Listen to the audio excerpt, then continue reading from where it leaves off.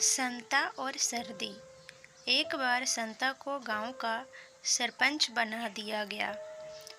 गांव वाले ने सोचा कि छोरा पढ़ा लिखा है, समझदार है।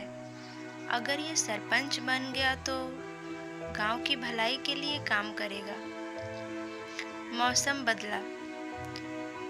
सर्दियों के आने के महीने भर पहले गांव वालों ने संता से पूछा, सरपंच साहब, इस बार सर्दी कितनी तेज पड़ेगी? संता ने गांव वाले से कहा कि मैं आपको कल बताऊंगा। संता तुरंत शहर की ओर निकल गया। वहां जाकर मौसम विभाग में पता किया तो मौसम विभाग वाले बोले, सरपंच साहब, इस बार बहुत तेज सर्दी पड़ने वाली है। संता भी दूसरे दिन गांव से आकर ऐसा ही बोल दिया।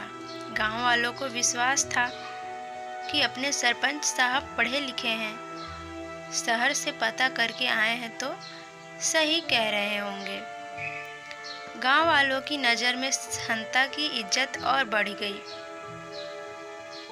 तेज सर्दी पड़ने की बात सुनकर गांव वालों ने सर्दी से बचने के लिए लकड़ियां इकट्ठी करनी शुरू कर दी। महीने भर बाद जब सर्दियों का कोई नामो निशान नहीं दिखा तो गांव वालों ने संता से फिर पूछा। संता ने उन्हें फिर दूसरे दिन के लिए टाला और शहर के मौसम विभाग में पहुंच गया। मौसम विभाग वाले बोले कि सरपंच साहब, आप चिंता मत करो, इस बार सर्दियों के सारे रिकॉर्ड टूट जाएंगे। संता ने ऐसा ही गांव में आकर बोल दिया। संता की बात सुनकर गांव वाले पागलों की तरह लकड़ियां इकट्ठी करने लगे। इस तरह 15 दिन और बीत गए, लेकिन सर्दियों का कोई नामो निशान नहीं था। गांव वालों संता के पास आए। संता फिर मौसम विभाग जा पहुंचा। मौसम विभाग वालों ने फिर वही जवाब दिया कि सरपंच साहब, आप देखते जाइए कि सर्दियाँ का जुल्म ढाती है।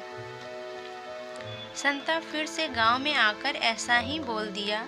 अब तो गांव वाले सारे काम धंधे छोड़कर सिर्फ लकड़ियां इकट्ठी करने के काम में लग गए। इस तरह 15 दिन और बीत गए, लेकिन सर्दियां शुरू नहीं हुई। गांव वाले संता को कोसने लगे। संता ने उसे एक दिन का वक्त और मांगा। संता तुरंत मौसम विभाग पहुंचा तो उन्होंने फिर ये जवाब दिया कि सरपंच साहब, इस बार सर्दियों के सारे रिकॉर्ड टूटने वाले हैं। अब संता का भी धैर्य जवाब दे गया। संता ने पूछा, आप इतने विश्वास से कैसे कह सकते हैं? मौसम विभाग वाले बोले कि सरपंच साहब, हम पिछले 2 महीने से देख रहे हैं पड़ोस के गांव वाले पागलों की तरह लकड़ियां इकट्ठी कर रहे हैं। इसका मतलब सर्दियां बहुत तेज पड़ने वाली है। संता वहीं चक्कर खाकर गिर गया। दोस्तों, ये फ़नी स्टोरी अच्छी लगे तो लाइक, कमेंट और चैनल को सब्सक्राइब जरूर कीजिएगा। नमस्कार।